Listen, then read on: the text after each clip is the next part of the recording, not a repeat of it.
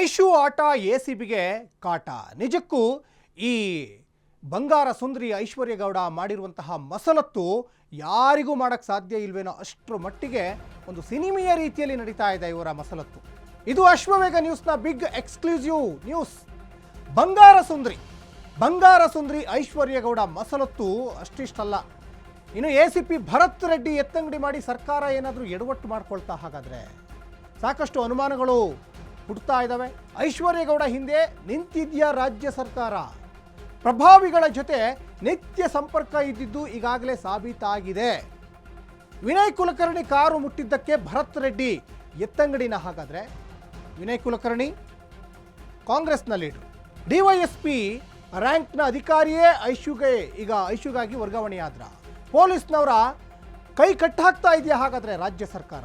ರಾಜಕಾರಣಿ ಪ್ರಭಾವಿಗಳ ಒತ್ತಡಕ್ಕೆ ರಾಜ್ಯ ಸರ್ಕಾರ ಮಣಿತಾ ಹಾಗಾದರೆ ಎಸಿಪಿ ಭರತ್ ರೆಡ್ಡಿ ಎತ್ತಂಗಡಿಯಾಗಿದ್ದಾರೆ. ಎಸಿಪಿ ಭರತ್ ರೆಡ್ಡಿ ಎತ್ತಂಗಡಿಯ ಹಿಂದೆ ಸರ್ಕಾರ ಏನಾದರೂ ನಿಂತಿದೆಯಾ? ಸರ್ಕಾರದ ಏನಾದರೂ ಕೈವಾಡ ಇದೆಯಾ? ಬಂಗಾರ ಸುಂದರಿ ಐಶ್ವರ್ಯ ಗೌಡ ಮಸಲತ್ತು ಸಾಕಷ್ಟು ನಡೀತಾ ಇದೆ. ಈ ಮಸಲತ್ತು ಅಂತಿಂತ ಮಸಲತ್ತಲ್ಲ, ಬೇರೆ ಬೇರೆಯ ದೊಡ್ಡ ದೊಡ್ಡ ರಾಜಕಾರಣಿಗಳ ಹೆಸರಲ್ಲಿ ಮಾಡಿರುವಂತಹ ಮಸಲತ್ತು, ಬೇರೆ ಬೇರೆ ರಾಜಕಾರಣಿಗಳ ಹೆಸರು ಹೇಳ್ಕೊಂಡು ಮಾಡಿರುವಂತಹ ಮಸಲತ್ತನ್ನ ಜೊತೆಗೇನೆ ಮತ್ತೆ ಇಲ್ಲಿ ವಾಯ್ಸ್ ಕೂಡ ಬೇರೆಯವರ ಹೆಸರಲ್ಲಿ, ನಾನು ಡಿ ಕೆ ಶಿವಕುಮಾರ್ ತಂಗಿ, ಡಿ ಕೆ ಸುರೇಶ್ ತಂಗಿ, ಹೀಗೆ ದೊಡ್ಡ ದೊಡ್ಡ ಪ್ರಭಾವಿಗಳ ಹೆಸರು ಹೇಳ್ಕೊಂಡು ವಂಚನೆ ಮಾಡಿರುವಂತಹ ಬಲವಾದ ಆರೋಪ ಈ ಐಶ್ವರ್ಯ ಗೌಡ ಮೇಲೆ ಕೇಳಿ ಬರ್ತಾ ಇದೆ.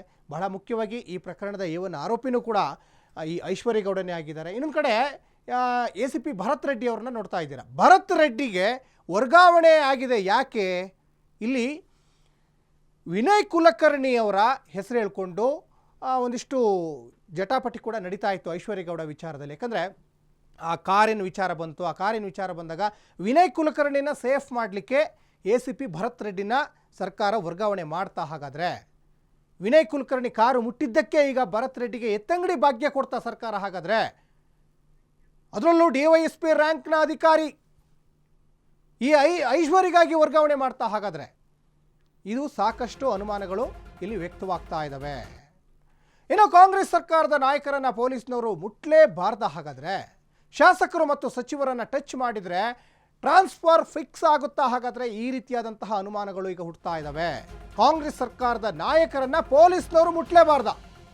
ವಿನಯ್ ಕುಲಕರ್ಣಿ ಕಾರನ್ನು ಮುಟ್ಟಿದಕ್ಕೆ ಈಗ ಎಸಿಪಿ ಭರತ್ಗೆ ಈಗ ಎತ್ತಂಗಡಿ ಭಾಗ್ಯ ಸಿಗ್ತಾ? ಶಾಸಕರು ಮತ್ತು ಸಚಿವರನ್ನು ಟಚ್ ಮಾಡಿದರೆ ಟ್ರಾನ್ಸ್ಫರ್ ಫಿಕ್ಸ್ ಆಗುತ್ತಾ? ದಕ್ಷ ಅಧಿಕಾರಿಗಳಿಗೆ ಕಾಂಗ್ರೆಸ್ ಸರ್ಕಾರ ನೀಡುವ ಗಿಫ್ಟ್ ಇದೇನಾ ಹಾಗಾದರೆ? ಐಶ್ವರ್ಯ ಕೇಸ್ನಲ್ಲಿ ಯಾವ ಮುಲಾಜು ನೋಡಿರಲಿಲ್ಲ ಎಸಿಪಿ ಭರತ್. ಪ್ರಭಾವಿಗಳಿದ್ದಾರೆ ಅಂದರೂ ಕೂಡ ಕೇಸ್ಗಳ ತನಿಖೆ ಮಾಡಿದ್ರು. ಪ್ರಭಾವಿಗಳಿದ್ದರೆ ಅದು ಕಾನೂನಿಗಲ್ಲ, ಅದು ನಿಮ್ಮ ಪರ್ಸ್ನಲ್ಲು.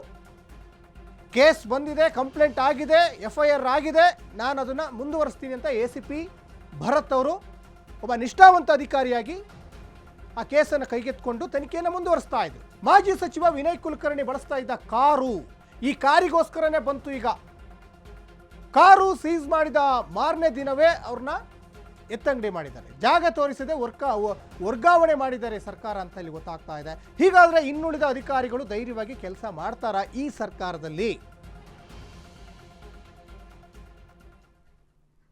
ದೃಶ್ಯಾವಳಿಯಲ್ಲಿ ಗಮನಿಸ್ತಾ ಇದ್ದೀರಾ, ಬ್ಯಾಟರಾಯನಪುರ ಉಪವಿಭಾಗ, ಇಲ್ಲಿ ವರ್ಗಾವಣೆ ಆದೇಶ ಕೂಡ ಈಗ ಗಮನಿಸ್ತಾ ಇದ್ದೀರಾ. ಇಲ್ಲಿ ಯಾರೋ ಇಲ್ಲಿ ಚೀಟರ್ಗೋಸ್ಕರ ಸರ್ಕಾರ ಇಲ್ಲಿ ಬೆಂಬಲಕ್ಕೆ ನಿಲ್ಲಬಾರ್ದು. ಈ ಎಸಿಪಿ ಅಂದರೆ ಏನು? ಅದು ಮೊದಲ ರ್ಯಾಂಕ್ನಲ್ಲಿ ಕಾಣಿಸ್ಕೊಂಡಿರುವಂತಹ ಮೊದಲ ರ್ಯಾಂಕ್ನ ಒಬ್ಬ ದಕ್ಷ ಅಧಿಕಾರಿ ಎಸಿಪಿ ಭರತ್ ಅವರು. ಈ ಹಿಂದೆ ಕೂಡ ಅವರು ಬೇರೆ ಬೇರೆ ವಿಚಾರಗಳಲ್ಲಿ ಒಂದು ತಮ್ಮ ಕಾರ್ಯಕ್ಷಮತೆಯನ್ನು ತೋರಿಸಿದ್ದಾರೆ, ಒಂದು ಒಳ್ಳೆಯ ಅಧಿಕಾರಿಯಾಗಿ ಗುರುತಿಸ್ಕೊಂಡಿದ್ದಾರೆ. ಅಂತಹ ಒಬ್ಬ ಎಸಿಪಿ ಭರತ್ ಅವ್ರನ್ನ ಸರ್ಕಾರ ಯಾರೋ ಒಂದು ಚೀಟರ್ಗೆ, ಬ್ಲ್ಯಾಕ್ ಮೇಲ್ ಮಾಡೋರಿಗೆ, ಒಂದು ಧಮಕಿ ಹಾಕೋರಿಗೆ, ಬೇರೆ ಬೇರೆ ವಾಯ್ಸಲ್ಲಿ ಮಾತಾಡಿಬಿಟ್ಟು ವಂಚನೆ ಮಾಡೋರಿಗೆ ನಿಂತ್ಕೊಂಡ್ರೆ ಇದು ಸರ್ಕಾರಕ್ಕೆ ಶೇಮ್ ಆಗಬೇಕಿದು. ನಿಜಕ್ಕೂ ಬೇರೆ ಯಾರಿಗೂ ಅಲ್ಲ, ಸರ್ಕಾರಕ್ಕೆ ಶೇಮ್ ಆನ್ ದಿಸ್ ಸ್ಟೋರಿ. ನಿಜಕ್ಕೂ ಇಲ್ಲಿ A1 ಆರೋಪಿ ಐಶ್ವರ್ಯ ಗೌಡ, ಇದ್ರ ಸಮಗ್ರ ತನಿಖೆ ಆಗಬೇಕು. ಇವ್ರ ಜಾಲ ಇನ್ನು ಎಷ್ಟು ದೊಡ್ಡ ಮಟ್ಟದಲ್ಲಿದೆಯೋ. ಚಿತ್ರ ನಟ ನಟಿಯರಿಗೆಲ್ಲ ಈಗ ಬ್ಲ್ಯಾಕ್ ಮೇಲ್ ಮಾಡಿದ್ದಾರೆ, ದೊಡ್ಡ ದೊಡ್ಡ ಉದ್ಯಮಿಗಳಿಗೆ ಮೋಸ ಮಾಡಿದ್ದಾರೆ. ಇನ್ನು ಡಿ ಕೆ ಸುರೇಶ್ ತಂಗಿ ಅಂತ ಹೇಳ್ಕೊಂಡು ಓಡಾಡಿದ್ದಾರೆ. ಸ್ವಲ್ಪನಾದರೂ ಬುದ್ಧಿ ಬೇಡವಾ ಈ ಸರ್ಕಾರಕ್ಕೆ? ಅದರಲ್ಲೂ ವಿನಯ್ ಕುಲಕರ್ಣಿ ಹೆಸರು ಹೇಳ್ಕೊಂಡು ಒಂದಿಷ್ಟು ಕಾರು ಖರೀದಿ ಆಗಿರ್ಬೋದು, ಅವರಿಗೆ ಕಾರನ್ನು ಗಿಫ್ಟ್ ಕೊಟ್ಟಿರೋದು ಇರ್ಬೋದು, ಇಂಥ ಒಂದಿಷ್ಟು ಇನ್ಸಿಡೆಂಟ್ ನಡೀತಾ ಇದೆ.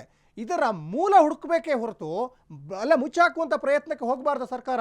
ಇದನ್ನು ಮುಚ್ಚಾಕುವಂಥ ಪ್ರಯತ್ನಕ್ಕೆ ಹೋಗ್ತಾ ಇದೆ. ಇಲ್ಲಿ ಗೊತ್ತಾಗ್ತಾ ಇದೆ ಆ ಐಶ್ವರ್ಯ ಗೌಡ ಯಾರೇ ಆಗಿ ಅವರೇನು VIP ನ ಸ್ವಾತಂತ್ರ್ಯ ಹೋರಾಟಗಾರರ? ಎಸ್, ಈ ಬಗ್ಗೆ ಹೆಚ್ಚಿನ ಡೀಟೇಲ್ಸನ್ನು ನಮ್ಮ ಪ್ರತಿನಿಧಿ ಶರತ್ ಕೊಡ್ತಾ ಹೋಗ್ತಾರೆ. ಶರತ್, ಬಹಳ ಮುಖ್ಯವಾಗಿ ಈ ಬಂಗಾರ ಐಶ್ವರ್ಯ ಗೌಡ ಏನಿದಾರಲ್ಲ, ಈ ಐಶ್ವರ್ಯ ಗೌಡ ಸಾಕಷ್ಟು ಮಸಲತ್ತು ಮಾಡಿದ್ದಾರೆ, ವಂಚನೆ ಮಾಡಿದ್ದಾರೆ, ಬ್ಲ್ಯಾಕ್ ಮೇಲ್ ಮಾಡಿದ್ದಾರೆ. ಬೇರೆ ಬೇರೆ ಚಿತ್ರ ನಟ ನಟಿಯರಿಗೆಲ್ಲ ನಿಮಗೆ ಹಂಗೆ ಮಾಡ್ತೀವಿ ಹಿಂಗೆ ಮಾಡ್ತೀವಿ, ನಿಮ್ಮ ಸಿನಿಮಾಕ್ಕೆಲ್ಲ ನಾವು ದುಡ್ಡು ಹಾಕ್ತೀವಿ ಅಂತ ಬ್ಲ್ಯಾಕ್ ಮೇಲ್ ಮಾಡಿದ್ದಾರೆ. ಅದ್ರ ಜೊತೆಗೆ DK ಸುರೇಶ್ ತಂಗಿ ಅಂತ ಹೆಸರು ಹೇಳ್ಕೊಂಡೆಲ್ಲ ಬ್ಲ್ಯಾಕ್ ಮೇಲ್ ಮಾಡಿದ್ದಾರೆ.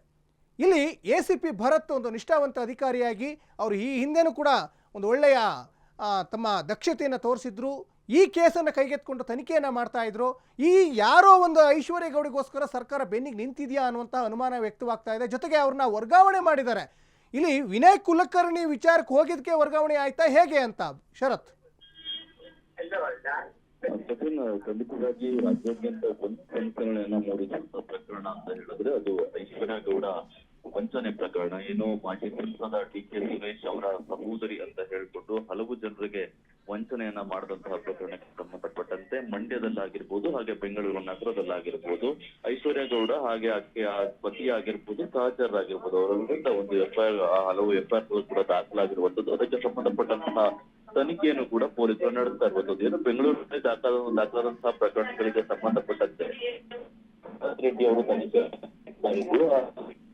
ಏನು ಡಿವೈನ್ಸ್ಗಳ ವರ್ಗಾವಣೆ ಲಿಸ್ಟ್ ಬಿಡುಗಡೆ ಆದ ಅದರಲ್ಲಿ ಭರತ್ ರೆಡ್ಡಿ ಅವರ ಹೆಸರು ಕೇಳಿ ಬರ್ತಾ ಇರುವಂತದ್ದು. ಹಾಗೆ ಭರತ್ ರೆಡ್ಡಿ ಅವರನ್ನ ವರ್ಗಾವಣೆಯನ್ನ ಮಾಡಿ ಸರ್ಕಾರ ಆದೇಶವನ್ನ ಮಾಡಿಕೊಟ್ಟು ಅವರಿಗೆ ಯಾವುದೇ ಸ್ಥಳವನ್ನು ಕೂಡ ಈಗಾಗಲೇ ನಿಗದಿಯನ್ನ ಮಾಡಿಲ್ಲ. ಏನು ಈ ಆರಂಭದಲ್ಲಿ ಐಶ್ವರ್ಯಗಳಿಗೆ ಸಂಬಂಧಪಟ್ಟಂತ ಮನೆಗೆ ರೈಡ್ ಅನ್ನ ಮಾಡಲಾಯಿತು.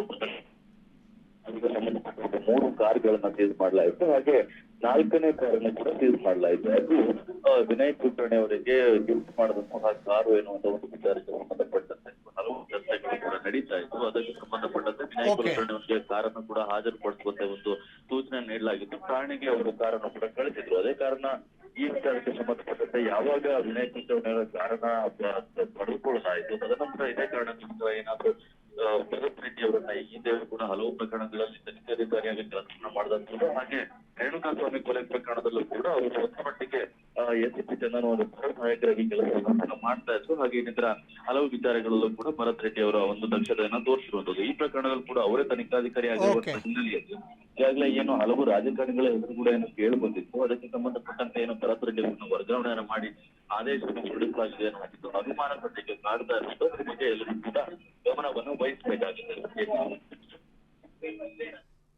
ಧನ್ಯವಾದ ಶರತ್ ತಮ್ಮೆಲ್ಲ ಡೀಟೇಲ್ಸ್ಗಾಗಿ.